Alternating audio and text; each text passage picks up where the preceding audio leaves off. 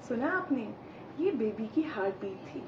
Baby की heart beat हमें 6 to 7 weeks पे स्टार्ट होती है सुनना, जो कि 100 to 120 बीट्स पर मिनट के बीच में होती है।